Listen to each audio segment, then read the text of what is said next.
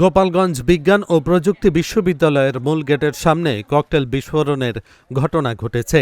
এতে বিশ্ববিদ্যালয় জুড়ে আতঙ্কের সৃষ্টি হয়। সোমবার রাত 10টার দিকে এই ককটেল বিস্ফোরণের ঘটনা ঘটে। বিশ্ববিদ্যালয়ের শিক্ষার্থীরা জানান, রাত 10টার দিকে দুটি মোটরসাইকেলে করে 4 জন দুর্বৃত্ত বিশ্ববিদ্যালয়ের মূল গেটের সামনে ককটেল নিক্ষেপ করে। এ সময় ককটেল নিক্ষেপ করে দুর্বৃত্তরা মোটরসাইকেল যোগে দ্রুত শহরের দিকে পালিয়ে যায়। পরে বিকট শব্দে ককটেল বিস্ফোরিত হলে বিশ্ববিদ্যালয় জুড়ে আতঙ্কের সৃষ্টি হয়। শিক্ষার্থীদের মাঝে দেখা দেয় আতঙ্ক ও ভীতি।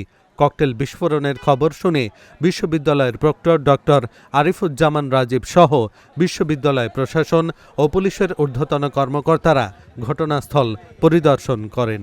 বিশ্ববিদ্যালয়ের প্রক্টর ডক্টর আরিফুজ্জামান রাজীব বলেন, বিশ্ববিদ্যালয়ের শিক্ষার্থীদের মধ্যে আতঙ্ক সৃষ্টি করতে এই ককটেল বিস্ফোরণের ঘটনা ঘটিয়ে থাকতে পারে।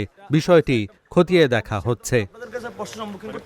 দুইটা বাইক এখানে আমাদের মেইন গেটের সামনে ককটেল বা সাউন্ড গ্রেনেড আমরা মনে করতেছি যে সেটা বিস্ফোরণ করে এই ঘোনাপাড়া রোড থেকে শহরের দিকে চলে গেছে। তখন বোমা বিস্ফোরণ হয় এখানে, তখন হচ্ছে আমরা নিউ মার্কেট এখানে ছিলাম।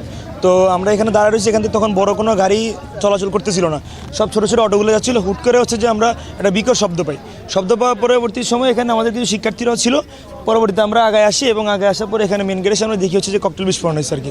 শহর থেকে যখন আসি তখন আমি অটোতে ছিলাম। তো সেখানে হচ্ছে আমি যখন অটো থেকে নামবো, আমি একটু ব্যাক সাইডে বসছিলাম আর কি। তো সেখান থেকে হচ্ছে যখন দেখলাম যে ওইদিকে দুইটা বাইক, ওই যে ওই খাম্পাটার একটু ওইদিকে দুইটা বাইক মুখ বাঁধানো ছিল। দুইটার মধ্যে হচ্ছে ওরা 5 থেকে 6 জন ছিল। তো তার মধ্যে একজন হচ্ছে এরকমভাবে ক্রিকেট খেলার মধ্যে একটু এক্সারসাইজ করতেছে, ভাবলাম হয়তো বা ছেলেরা তো এরকমভাবে করে। দেখলাম 2-3 সেকেন্ড পরে হচ্ছে বিশাল বিকট আওয়াজ ঘটলো এখানে পিছনে। তখন ওই অটো থেকে নেমে যে একটা প্রতিক্রিয়া জানাবো, সে প্রতিক্রিয়ার সময় পায়নি তারা। আসলে তখন বাইক আসলে ফুল স্পিডে আসলে হচ্ছে ছেড়ে শহরের দিকে চলে যায়। 10:15টার দিকে একটা অনাকাঙ্ক্ষিত ঘটনা ঘটে বিশ্ববিদ্যালয়ের মেইন ফটকের ডান পাশের দিকে।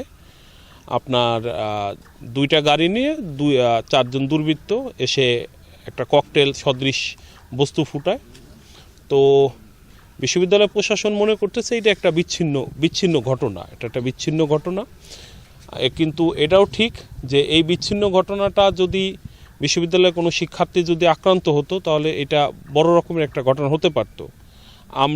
আমরা শোনার সাথে সাথে ঘটনা ঘটার 10 থেকে 15 থেকে 20 মিনিটের ভিতরে আমরা উপস্থিত হয়েছি। প্রশাসন, আমার নিরাপত্তা কর্মকর্তা বলছি, সহকারী প্রক্টররা উপস্থিত হয়েছে এবং সাথে সাথেই আমরা পৌঁছানোর আগেই পুলিশকে জানানো হয়েছে। সেই মাফিক পুলিশের আপনার ওসি, আপনার অ্যাডিশনাল এসপি পর্যন্ত আসছে। তো ওনাদের সাথে আমাদের এই বিষয় নিয়ে আলাপ আলোচনা হবে।